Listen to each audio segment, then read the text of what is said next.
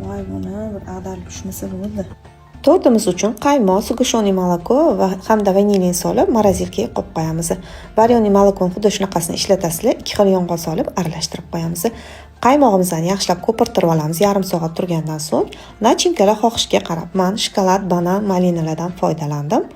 Har bir biskvitni propitka qilib, krem, malina ustidan ozgina krem, biskvit, propitka hamda varyoniy molokoni surib olamiz. Quruq nonga va ustidan ozgina krem beramiz. Xuddi shunaqa ketma-ketlikda solasizlar. Banan bilan shokolad bir qavatga joylashtirdim. Kremimizga malinani ezib, suvlarini chiqarib, o'zini solib aralashtiramiz. Bu juda ham zo'r krem bo'ladi. Oxiriga biskvitimizni yopib, morozilkaga bir kunga qo'yib qo'yamiz.